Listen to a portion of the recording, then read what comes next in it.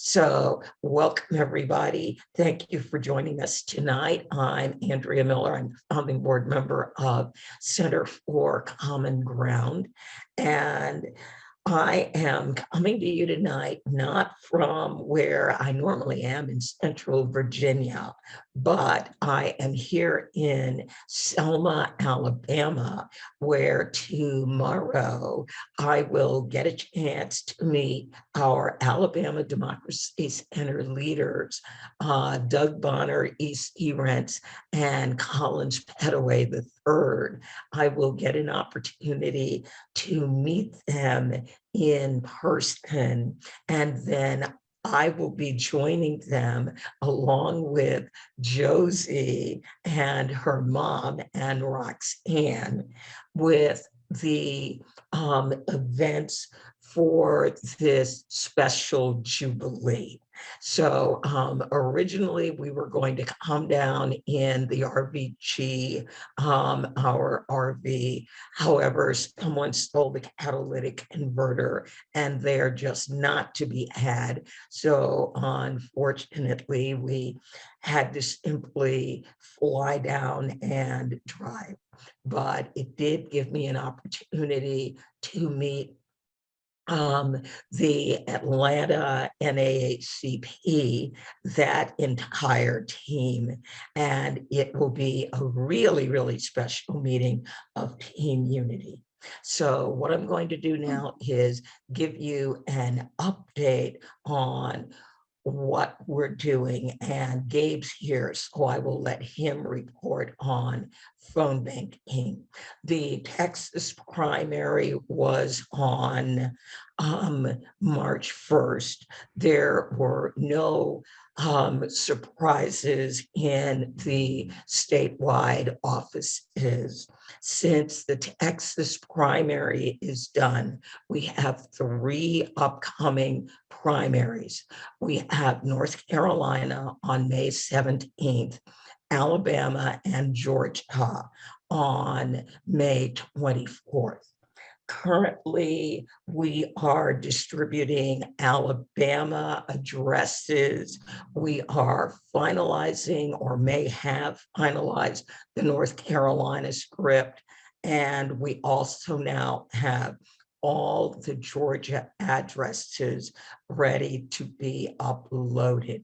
Nancy, do you have a total number of addresses for those 3 postcards that we're going to hope to distribute? Yes, it's over 2 million because we have 1.7 million addresses in Georgia. We have 400,000 in North Carolina and 360,000 in Alabama.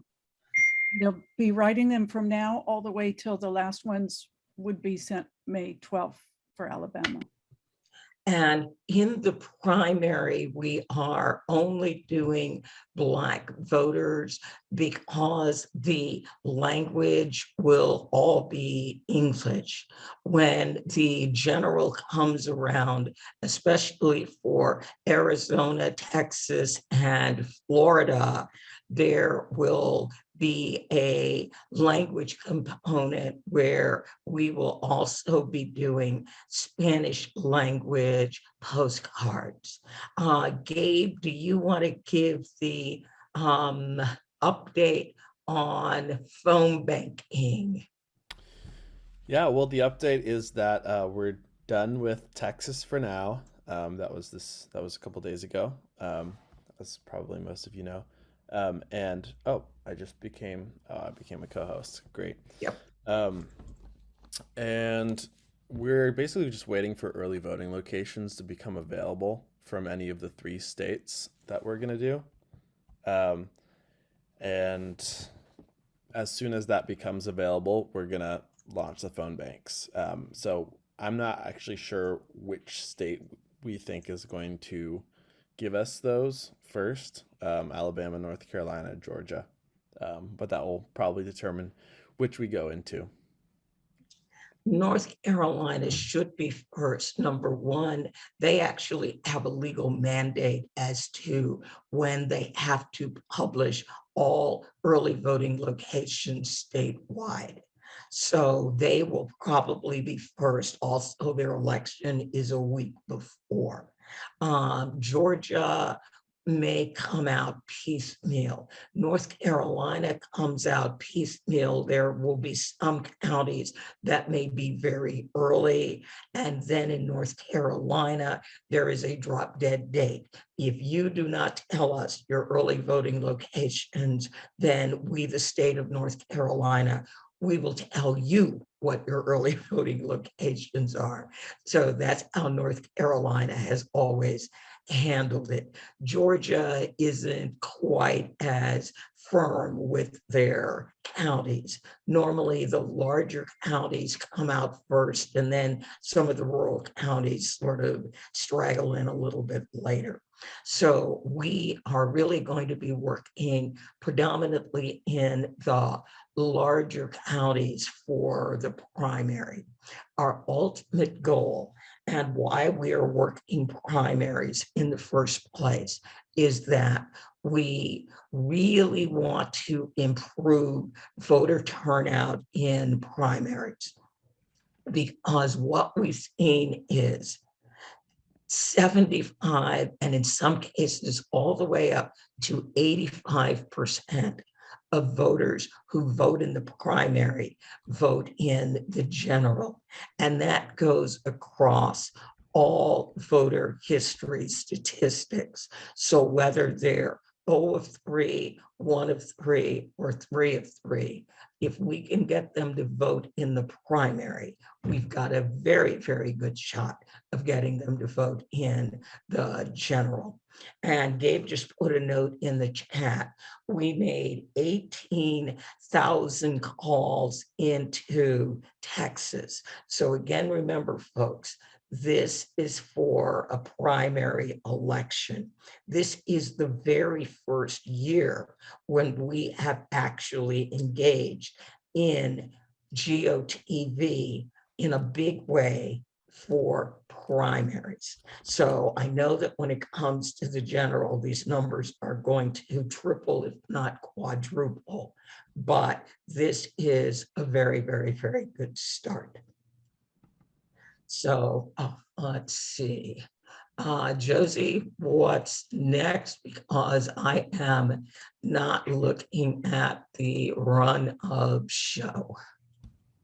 So what's next is basically, Andrea, if you have any other updates about our democracy centers to give, now is the time, but otherwise we'll kick it off to Carol to introduce our exciting guest speaker.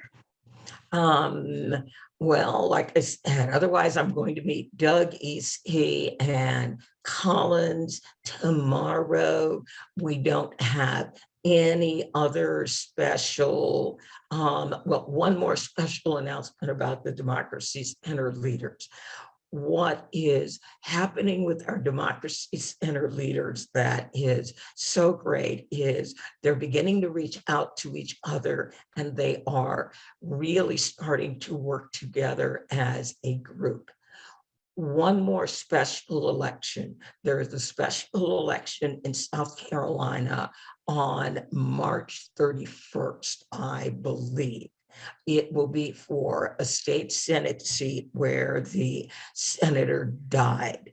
So South Carolina may ask for some assistance with GOTV for that election. So that's the end of my update, and then I will have some closing remarks, because next week it will be me and board member Katie Hornung talking about what's going on now with the Equal Rights Amendment, rolling out the new position point that will be on our palm cards for our Democracy Center leaders. So I'm done. Carol, take it away. Oh, and I was hoping that you would speak at least a minute or two to tell Alyse about the Democracy Centers, because actually it's not something she's familiar with. So would you mind doing that for a minute or two? Okie dokie, I'll be really, really quick. democracy centers are place-based, and they are normally in communities where 55% or more of the BIPOC voters have stopped voting, meaning they're 0 for 3. They haven't voted in the last 3 federal elections, or maybe they're 1 for 3. Our first democracy center in Virginia opened in July. Virginia had the last election. Now, the democracy centers are hyperlocal. They survey members of their community to find out what are their pain points. And then we take those pain points, concerns, this is what they want from their elected officials. We produce palm cards, and then they canvass in the community with those palm cards, building a volunteer base. Well, while the outcome of the 2021 election in Virginia was exactly what I expected, but not really what anyone wanted or what I was personally hoping for, the incredible bright spot was Little Roanoke, Virginia, home of our first democracy center. The Black voter turnout for early voting was 18.21%. Now, this is in a district where 63% of the voters don't vote at all. They don't vote early, they don't vote late, they just don't vote. 18.21 showed up early, compared to Fairfax County in Northern Virginia, where 8.55% of the Black voters early voted. So we are looking at basically a 10-point difference between Southwest Virginia that had a democracy center and Northern Virginia that did not. So we know they work. Right. Thanks. So now there are 11 democracy centers from Virginia down into Alabama, right? Yeah, Alabama and Georgia. And then we're looking at Florida and Texas, well, North Carolina and South Carolina.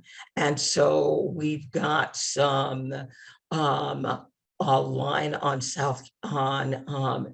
possible partners in Florida. So everything that we do not create a democracy center unless we have on the ground partners. Oh, big new announcement from Team Unity. With Team Unity in Georgia, the Atlanta NAACP and their 17 counties they work with, Black Voters Matter, the Southwest Georgia Project, and the Divine Nine. We will have 19 democracy centers in Georgia that will be mini democracy centers and full democracy centers. A mini democracy center does not have a permanent space. It has an organizer. It does everything regular democracy centers do. It just doesn't have we're not paying rent.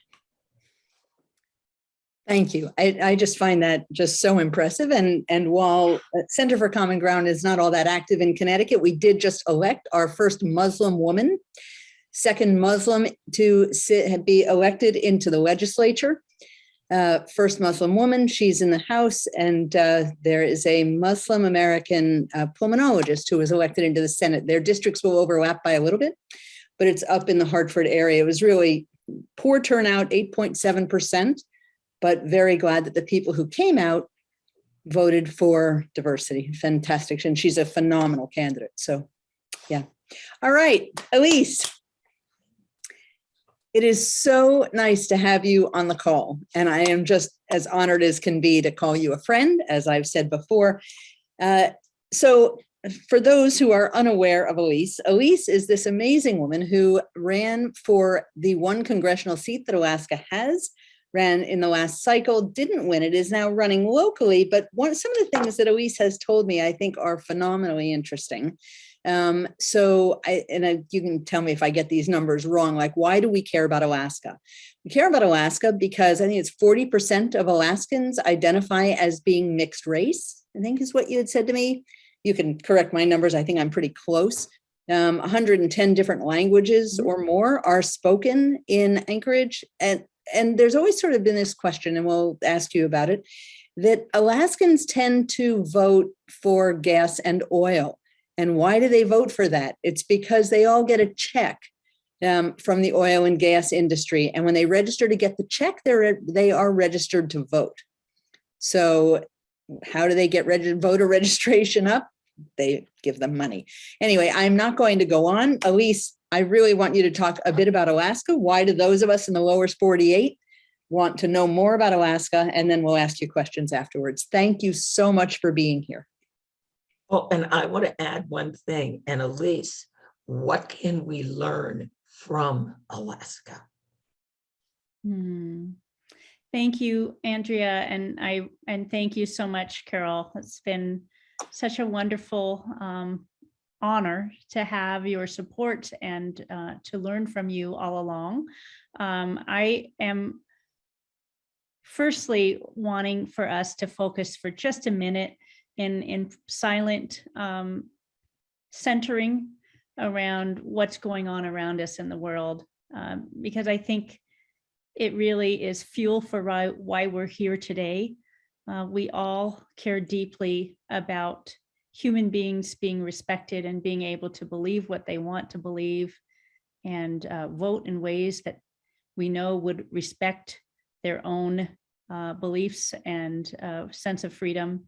And with what's going on in Ukraine, I just feel that it's an important time for us to take a moment to breathe together and appreciate that all that we're doing is supporting democracy.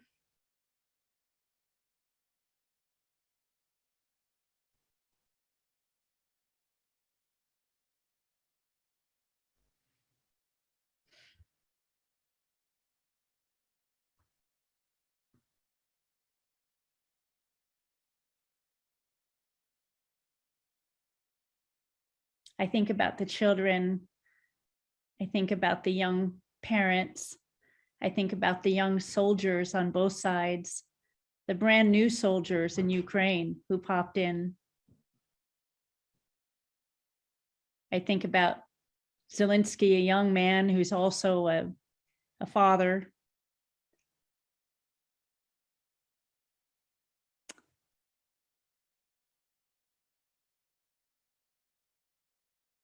And I think about the Russians who are in Ukraine, who have been there for a long time. It's been a long, long history, and they've been in peace for so long. And to have this happen is just horrendous. So thank you for taking that moment with us. I always believe that when many people come together and send positive energy, it's a good thing. So there are lots of questions around Alaska. I'm so excited to be here. I think that Carol will attest that there's nobody more thrilled to represent Alaska than me. It wasn't in the cards last cycle. And I very much appreciate that. And I want to share with you some of the dynamics of what the last couple of races were like. I am a nonpartisan, by the way. I am not Democratic, or I believe in democracy, and that's why I've run, is I want to make sure that we have our voices well represented. And I am not a Republican and I'm not a Democrat. I am Democratic, but I think it's important that we appreciate that we have an important role to fill. As in my case, I'm a mom who wanted to make sure that my kids and the rest of Alaska's kids have an opportunity to stay and live in Alaska and have a good life that isn't necessarily dependent upon oil and gas, which will get us to more questions later about that. But I want you to know that I am a mom first. I've owned a couple of businesses. I've done a lot of different things. But when I saw my children losing opportunities for learning, my older boy who was had a great education, was able to get into a super college. And then I saw the opportunities for our kids to get classes diminishing because we were making severe cuts in our public education. So that's what got me involved in the first place. Interestingly, once I showed up at these meetings to find out more. I found out that this isn't about my kids or my kids' family. This is a big problem.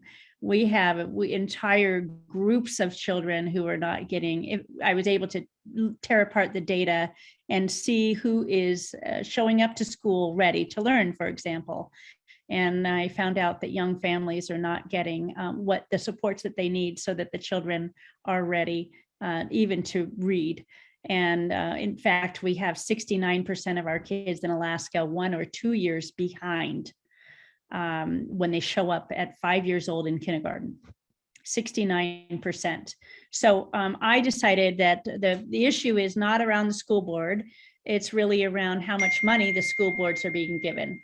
So that's something I'm sure many of you have heard about in your own states, in your own districts. So what makes Alaska unique is that while we have all these challenges around education, we have what's considered a red state, right? Because we've been voting historically in one direction. It's actually 24% Republican, 14%, give or take, Democrat, and the rest are independent like me, nonpartisan. So that's pretty unique. Unfortunately, we don't have everyone voting. So that's something that you're all experiencing as well. We have about 15% are indigenous, or first Alaskans who have been in Alaska for a millennia.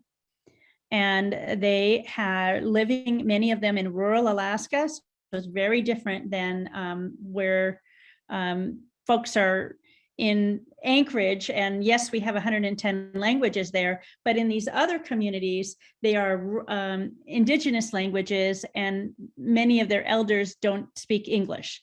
So you may be familiar, if you've studied some of the voting laws, that we've had some special laws passed to allow for these folks to get dispensation to make sure that they have their language present, or at least a helper there to help them vote. So there've been some things in place, but it's still not necessarily their culture. And if it's okay, I'd like to, can I share my screen? Let me see if I'm able to do that. Yes, you're a co-host. Okay, let's give this a shot. I want to just walk through this a little bit here. See if it lets me share. Are you able to see my screen right now, you guys? All right, I'm seeing yeses. First of all, I need to make one quick comment to you all. Here, let's try this. I need to confess. Are Sorry, any of Alyse, you I don't in mean to Texas? interrupt you, but you have the backup and sync from Google is in front of your slide. So we're not able to see it. So you're not able to see I my see your slide? slide, but then there's a little. I see the full slide with no interruption. Okay, well, maybe that's just me. Maybe it's my It's you. computer that. It's fine. Never mind. It's fine. Let me try to get rid of that. How's that? Is that better? I can see all of it. All right. Yes. It's fine for First us. of all, I would love to give you a virtual high five. Everybody in the room. I'm wanting to say thank you, because I'm going to back up and talk a little bit about what I've experienced in the last couple of races historically, right? I told you that I got involved with education.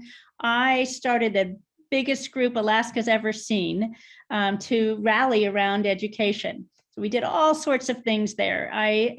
We were able to, sadly, I'm going to say shame legislators into passing a lot of money for students. So it was so successful. But I figured out after 3 years of doing that, and we did everything, and I'll get into that a little bit, but until we put people in office who are able to pass these funds on a regular basis, I would be continuing to do all of that rally work. And I didn't want that. Instead, I wanted people elected who would represent us. So I went about trying to get people of color in particular to run. Didn't have any luck. And so I ended up running. And I am grateful to all of you who were helpful in getting more people to vote in Alaska. It did help. It did make a difference. So the group name was Great Alaska Schools. That's what I started. It grew from about 40 to just over 3,000 statewide. And we had all sorts of community conversations, rallies. We baked pies showing what slice of the pie we wanted for education. You name it, we did it, and had a lot of fun with it. Always had an element of fun, which I think you guys seem to do here. As you meet, you make sure that you keep it real. And that's some of the work that I did. And like I said, I ended up running for office because we just needed to put more people in office who reflected Alaskans' values. And I went through all sorts of different machinations to figure out what our system was like. I'm new to politics. I didn't really know what it was about. I went to something called Unrig in Nashville, Tennessee, and learned that there's gerrymandering involved. There's things to do with how money is engaged, but I didn't really know until I ran for office what all of that meant. And now I have a better sense of how important it is that we get more people understanding their power of voting. And I want to thank you, because I do believe that postcards make a difference. I also believe that phone banking makes a difference. In our case, we still lost, right? Alaska, like I said, is very red in terms of its voting, and it's very hard to unseat an incumbent. The incumbent I ran against has been in for 49 years.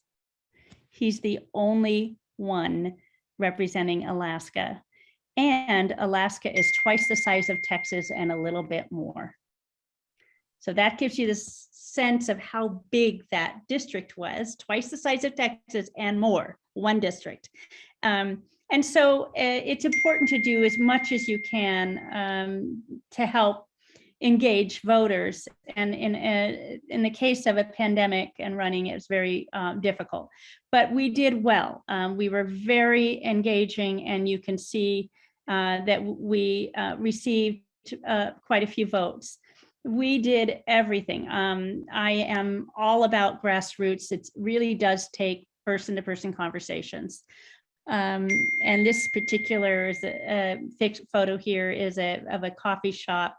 We probably had over 100 of these where I met in coffee shops, just one conversation after another.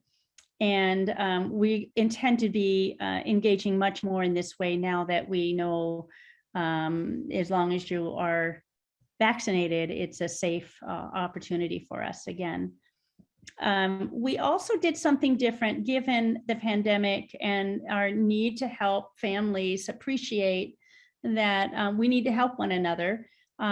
This is a photo of an hourly conversation we had online with anyone in Alaska. This is our way of engaging around COVID.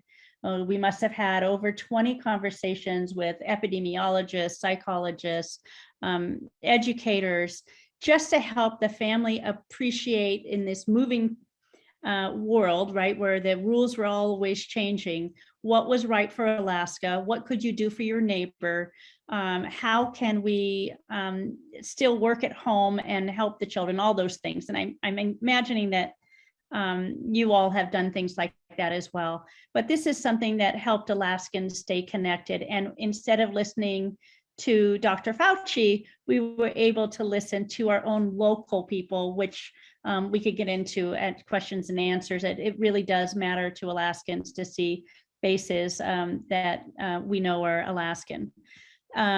Lots of these meetings have taken place, as you can see, on Zoom online, which had never been done before, but we kept relational organizing as a big part of our campaign. And I'm sure you've all done things like that, So for us, it would be a gathering of 20 or so people. And I always started with a question of them, because really this is all about making people understand that politics is them. It's what matters is what they think is important. And so we always started with it. So usually the topic was something like, what would you like to see from your government? Or it would be, tell us your Alaska story. How did you get up here to Alaska? Everybody has an Alaska story, and it's always fun for everyone to share those. So that's the kind of things that we did in our campaign. We also did, these are drive-in rallies. So if you can imagine, we had, if on the RV, there would be a radio station that all of these cars were able to log into. They turn their channel into that radio station, and then we were able to converse via radio. In COVID times, people love this because they were still feeling like they got out and they were connecting with people. We even gave them bags of popcorn as they came in. We tried to make it feel fun, like a fun family gathering that was around politics, but not necessarily feeling political. We tried to make it feel like we understand where you're at. Let's get together and have some fun and talk about things we care about. This little RV is about 22 years old. And it sounds like you were going to get one to Selma. Well, we use this. In fact, I used this before I ran for office as a vote mobile. I had heard statistics around how many university students were voting or not voting and didn't know that they could vote on campus. So what I did, if you could imagine, is I had a few college students in the RV with me. Some of them played some live music. We had speakers blasting out. We stopped about every 3 minutes and we handed out hot chocolate and candy. And we had a speaker or microphone attached to all this music and excitement to say, did you know you could vote? You can vote on campus today. You can vote on campus tomorrow. And here are the hours and here's where you go, etc. So that RV has been through a lot. So even with all that work trying to get people to vote before I ran for office, and then when I ran for office, we did not win. And what's more important is that we weren't able to get people elected who I believe reflect Alaskans' values. That's really what this is about, is making sure that people use the power of their vote to best reflect what they value, so that they're not voting against themselves in a sense. So anyhow, I decided after a lot of months of thinking this through, of what can I do differently? And we do have something different in Alaska coming right now. It's called ranked choice voting. So that's still going to be a new thing for us. I look forward to reading your comments on ranked choice voting. But what it might do is bring people to vote more toward the middle. We're hopeful that that will happen. We'd like to dream that you can just move a voting block from the right to the left, or let's say the right to what they stand up for, that everybody's going to all of a sudden vote. But really, typically it's in smaller steps than that. And I appreciate that. What I also appreciate is that I didn't have access to people as much as I would like to have. And so I am running for the state house in Alaska. I have not announced that publicly yet. They know that I'm running, but they don't know for what position. So everybody's in a dither about it. You're not going to run for governor, are you? You're going to ruin everything. So people are very upset about this, but no, I'm not going to be disruptive. I'm running for my open district, which it turns out to be quite progressive. And I don't think I'm very excited about it. It's going to be fantastic.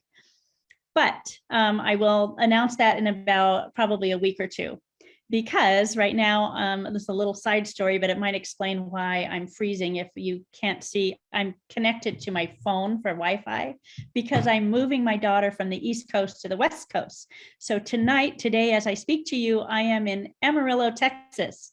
If we have any Texans, hello.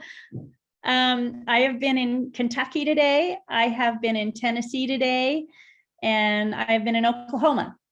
So, wait, I think that's right. It's certainly Oklahoma, Tennessee. I'm not sure about Kentucky. I think that might be. Anyway, I'm excited to be here. And the point of this was that I wanted you to appreciate that what I've decided to do is go more local.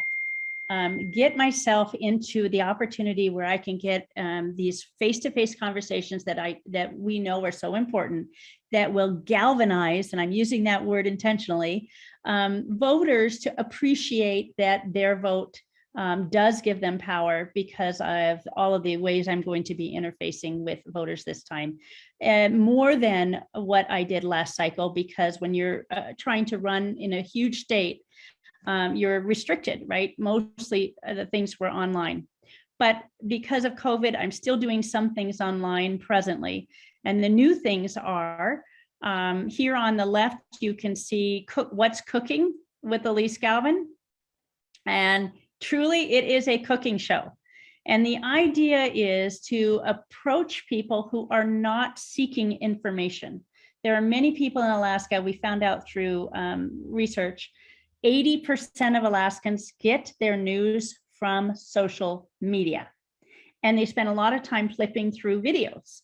So we need to take advantage of that, go to where the people are who are not seeking information, have some fun, for goodness sakes. So I've been lucky enough to find people who can't wait to share their family recipes, and I'm able to ask them, why did you get engaged? In this case on the left, it's Margot Bellamy. She is a school board, she's a nonpartisan school board member, now president, grandmother, and she shared her bread pudding recipe. And it was just a great opportunity to help normalize what politics are. In her case, I was able to say, so what do you do that really impacts Alaskans' lives? And she could answer that. She could say, well, as a board, we make decisions that help guide the school board, or the school administration. We help guide them about whether or not masks should be worn. We guide them about whether to focus on reading and making sure our kids can get into jobs, trying to make it real, that connectivity between this thing up in the sky called politics and their lives. Because the people we're trying to interact with are not the people who already know about politics. We're trying to get people who are not really appreciating, they're busy and they're not necessarily appreciating the connectivity. The other thing I'm doing online, and this is more for the nerds in the group, is called Fact Filled Friday. And this came to be because what's on social media, particularly around things related to COVID, was so crazy in Alaska. I mean, crazy. And so I decided, let's try. I was lucky enough through my campaign to have developed a huge group of people who follow on Facebook.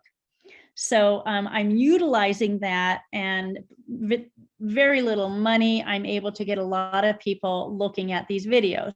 So I brought in a pulmonologist, and he was able to share whether or not COVID is a real thing. And believe it or not, even that has been a question. And then what it's like when you're told that the family wants to give certain medicines that are not going to be helpful. Then we had an epidemiologist, and we've had other different folks come on board to help, I will say, provide a counterpoint to some of the information that folks get out there on social media. So that's what that is about, that I'm doing differently. What's next? So as I've just mentioned, I'm just now announcing in the next couple of weeks, we're doing all kinds of different things, because remember, we're trying to get to people who are not seeking information.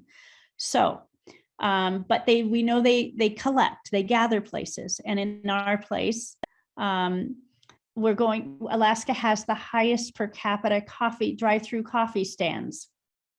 So I will be putting up tents at the coffee stands offering free coffee and giving the coffee cards to them for just a minute of their time. If they will just tell me what they expect from government, what would they like to see? We're going to do lemonade listening stands. I'm going to actually call different community. I am fortunate enough to have very kind supporters in neighborhoods all throughout Anchorage. I'm going to focus on my district for now, and I may grow it as depending on how competitive my race is. I may be able to help other races as well, as what I'm saying, which I'm excited about. But again, we know that everybody in Alaska anyway stops at lemonade stands. We just do in the summertime. So we'll be doing listening lemonade stands. We're doing planting seeds for change. And I'm thinking about asking folks to do that around garage sales. That's another area where everyone goes. Everyone goes to the parks in town, and we really need to get at the young families. So this is going to be a way to connect with them. And also every school has gatherings. So the idea is to get to gatherings where they are, where the people are. Alaska has something called Common Ground as well. They have wonderful opportunities for debates there. They'll bring in wonderful panels. They tend to have them at a brewing company, which brings in a certain set of people, really helpful. Honestly, it's a bubble that's already voting, so I probably will focus elsewhere. I'm going to spend a lot of time, and have already, at the Alaska Black Caucus. They're doing fantastic weekly events. They've asked me to come and speak. I've done things with they have a family gathering where they've had readers read every Saturday afternoon. Again, through COVID times, there's all kinds of things people are trying to do. So I've read books there, and it's another way of engaging. They have something called the Civics Academy now. This is brand new in Alaska. It sounds similar to what you were describing, Andrea, maybe, but I'm not sure exactly what you're doing with the, you had mentioned that you have in mobile ones and then you have permanent ones. I'm not sure if it's exactly the same, but it sounds like it might be similar. But that's to help, the idea is to help people of color appreciate what it is to vote, what it is to run, and to encourage them. So I am going to be putting time there as well. And then let's see, the other pieces of things that are going on, things that I'm sure you already do or have seen done, dog walks, bike. We have a lot of trails, so a lot of bike trailing. Kind of think of you've probably seen pickup trucks with big flags on the back of them. Well, we'll be doing bikes with big flags on the back of bikes, reminding people about their opportunities to vote. Mall walks, things like that, with the theme being what brings us together. When we're together, we're stronger, much stronger than what divides us. And the other theme I will be using is believing in better. So I am now going to be looking at some of these chat notes. Sorry if I've missed something here, but those are some of the things I'm going to be doing next, is getting in. And once I'm in office, here's the big piece for all of you to appreciate. This is why these local elections can be so effective. Not only will I be carrying what I believe are the constituents' values, but I'm going to take advantage of the platform given to me as an elected official in ways that I have not seen done in Alaska. And maybe it is done in other places, but in Alaska, we do not see elected officials on AM radio, for example, in churches, in universities, in high schools, nearly enough. And this to me is going to be how I can spend the time available to me to grow our electorate. We have 4 months roughly that we spend in Juneau, the capital, which, by the way, is an airplane ride of about an hour and a half from Anchorage, or I can drive through Canada and then to Skagway or Haines, and then take a ferry. It takes about 3 days to get to my capital. So while I'm an elected official, I intend to spend the 8 months when I'm not in Juneau working the entire state in ways that I believe will help us better appreciate the connectivity between somebody in Juneau or in DC or even in the mayor's office and their daily life. By making it fun, by interacting in ways that is more conducive to a real conversation, because we've been missing that in Alaska. So those are some of the things that I'm doing. And now I wonder if Josie, can you help share some of the questions? And I want to especially get to, there were questions around oil and gas. Yeah. And let me get to that first, because that came up before people came on. So Alaska has a lot of natural resources. You've already heard how big we are, right? Bigger than Texas. And historically, the oil and gas, it's really mostly oil, gas has been injected into the ground, has given Alaska a big bank account. Now, the oil has been diminishing because those fields up in North Alaska have been, they're now toward the end of their fields. So they're probably only good for another 20 years at best. We expect, and I think our current president agrees, that we will be moving off of oil and gas in this generation. And so Alaskans, while they have appreciated that their money came from originally oil and gas, we must diversify. We have minerals as well, but that's questionable. Certainly nobody wants it near the fishing, which is giving us roughly maybe 10% of our revenue. But our revenue now, except that it's a high oil price year, in the last 10 years or so, our revenue has been mostly coming from that. When I say mostly, more than 50% from the corpus, from the earnings of the corpus of our permanent dividend.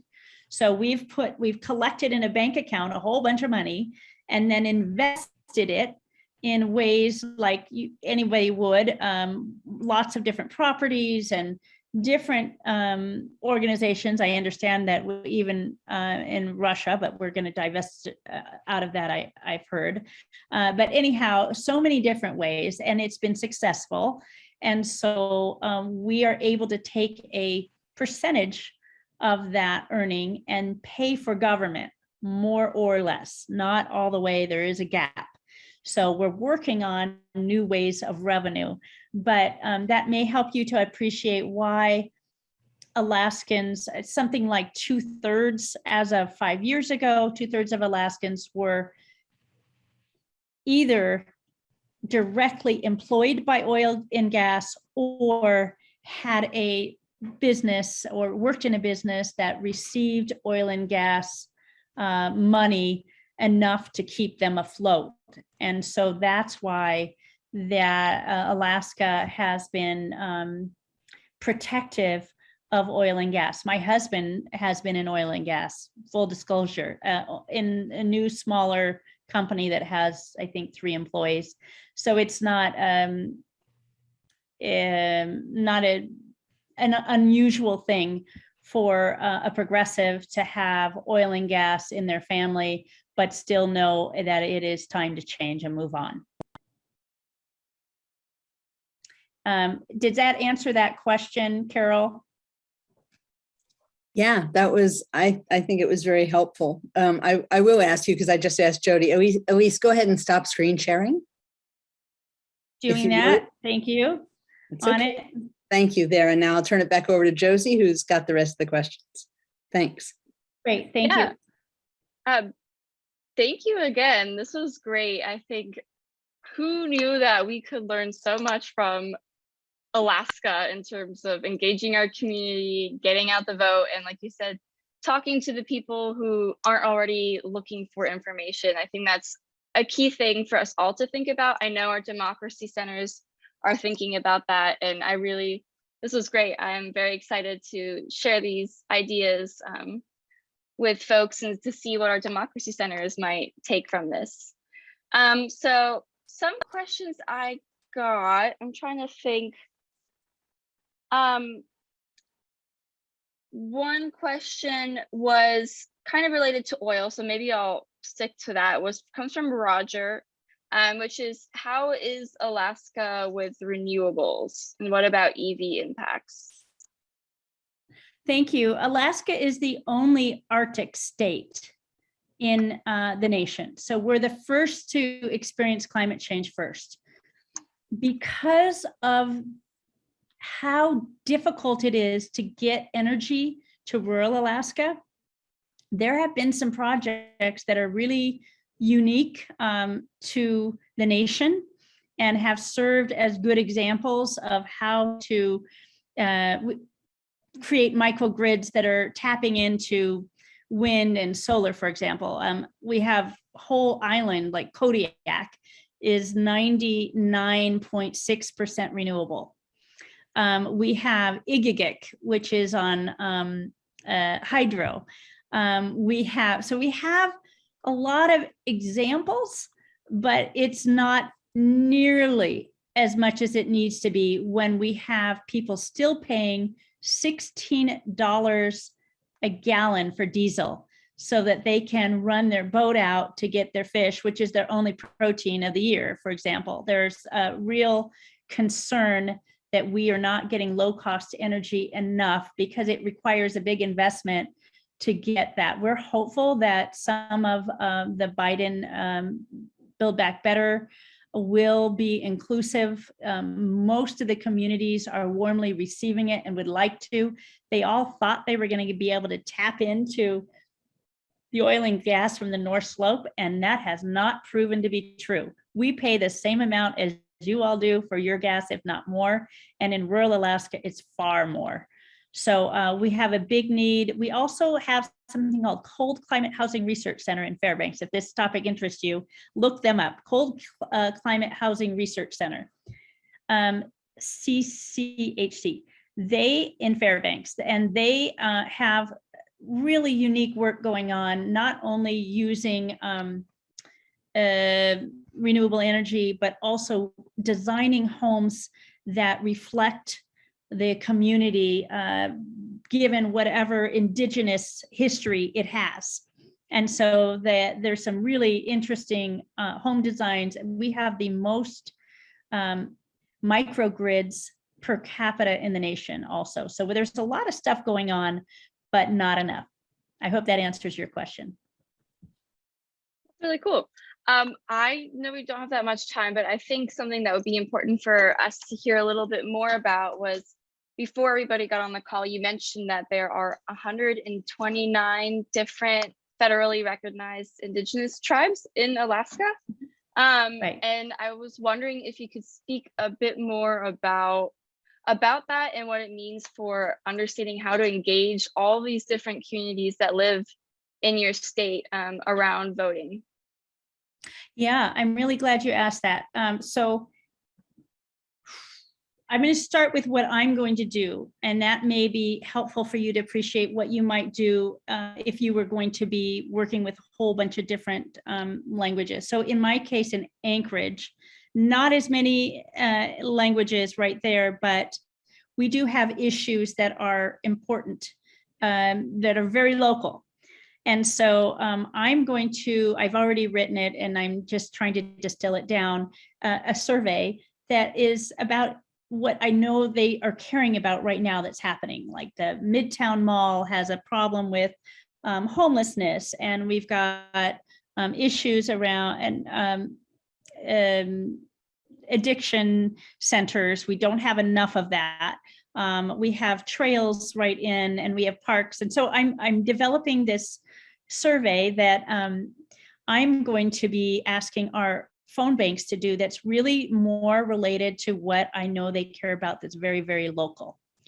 If I were running again on a statewide basis, I would ask us to do the same, which will be complicated for Alaska because, like I've mentioned, 129 different tribal communities, meaning some of them, their protein is caribou. So they're going to have completely different things that they care about than someone who is an island off of, let's say, Prince of Wales or something. And most of their protein is from fish, which is different from Bristol Bay, which is all a certain kind of fish.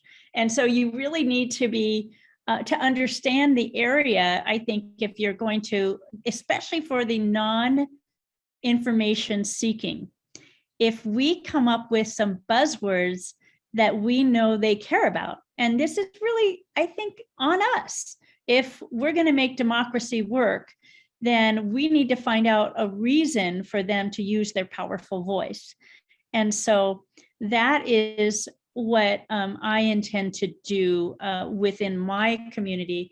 As I'm elected, once elected, then I'm going to go full on to the different radio stations, because in many communities, that's where they're getting AM radio, is where they get most of their information. It's cheap, it's free, they're lonely. And so there's that, or they also have, I'm drawing a blank what it's called, but it's like a radio that they keep on in very rural Alaska. It's almost like a CB radio, but I think it's called something else. Anyway, that is the way we need to communicate, is however they communicate. The bingo halls up here in Alaska, huge. But it's important, like I said, if with 129 tribes, they really do, some of them are similar and some are not. And so you just have to know your community. That I guess we call it mapping, but we map in a way that helps us to know where people gather. And that I've already done that for my little district. So I know the churches, I know the schools, I know where people gather, the bingo halls, the different restaurants, the places where they work out, where they buy their groceries. All of that matters, and we need to be able to relate to them. The bingo halls, yeah, it is a very fascinating thing about Alaska. And when I was working in education, I said, if you want to get to the families and the elders in rural, especially, you start at the bingo hall, sit down and play with them and have a good time. And then share your piece. You know, the piece is these kids are getting to school and they're not ready. What are we going to do? And then ask them. It's always got to start with a question, I think. Alyse, this has been wonderful and delightful. I got a number of ideas. A lot of the things you talked about, the democracy centers, do them, meaning they have those conversations with people. What's important? What do you need? What's hurting you? And then this becomes the platform that the people take to the candidates. This is what we need. My mother always said, if you don't ask for what you need and you don't get it, then shame on you. If you ask and then the people that you ask don't give it to you, all right, now that's shame on them. And if we're looking at shame on them, then that's also, we need to get somebody else, because they are not doing what this community needs. So helping people understand their power in shaping what they're going to work for in their community. For, as I love the way you talked about it, the what was it, the non-questioning voters or the non-information seekers, where they're not looking for information about voting because voting hasn't worked for them. but Right. they do have Right. interest. They have a lot of interest. And then you need to find out what they are.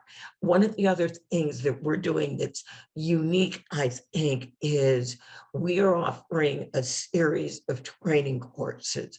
We are building civics courses, and our civics courses are tailored for every state, because every state, it works a little bit different. The federal government, that's the federal government, but your state and your local government, that can be different. So we're helping people understand where their pain point is coming from.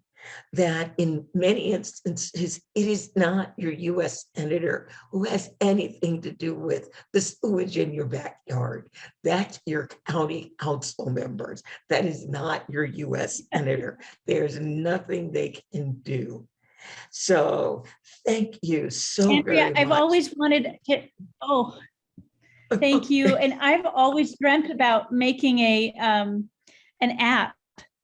And maybe that's something that you all will do someday, that, so you think you're an American, check this. Do you know who does the sewage? Do you know who sets your speed limit? Do you know who makes you wear a seatbelt? Or, just things like that.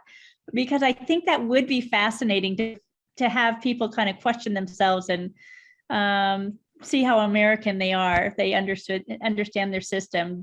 Or a friend of mine said that they could get points if they reminded someone to vote, or points if they voted early, or, make it some kind of a way of engaging that feels like a game. Yeah, I was going to say, people hate tests, but they love games. Right. Yes. So thank you. I do too. I'm a big, thank you. Thank you all so much again. I'm so grateful to be a part of this work. And you lift all of us, anyone who's willing to have the guts to run, you make it happen, because I feel this big energy behind it. And that's really what democracy should be. So thank you all so much. A bunch of people working together to empower everybody so that we all have the same opportunities. So that's who we are. So again, thank you. Thank all of you for joining us. And yes, we do make apps. One of our board members is a Google engineer. So anything that we need, if it doesn't already exist, he can invent it for us. So we'll certainly look I at have that. ideas. Call me anytime. Oh, let me I'm putting my phone number in here. Hold on here. I am, anytime anyone has ideas for me, I'm listening. Well, all right. And then you and I need to talk about this app. So I'm saving the chat. That way I've got your phone number. So folks, March 10th, we'll be back. I will be analyzing what happened in Texas. I will have pulled all the numbers. You'll have an analysis. Katie will be here with me. We will be talking about our upcoming trip to California and the artist for the ERA, where the ERA currently stands. The archivist that would not publish the Equal Rights Amendment is retiring in April, and the Virginia Attorney General withdrew from the lawsuit. But Nevada and Illinois will refile. So a lot of things are going on with the Equal Rights Amendment.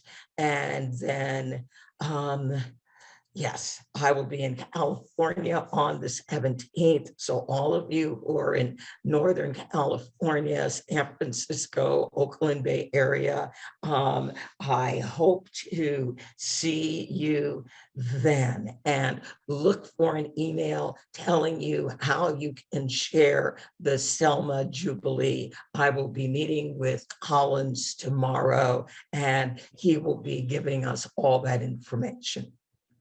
So, hey, Ernie, good night, everybody. Thanks, Thank Andrea. you so much for being here. Thank you so Dr. much, Ben. everyone. Thank you. Thank Love you you. all. Love you. Bye. Bye. Great meeting, great information. Thanks, Thanks, Andrea. Call Ernie. you. All right.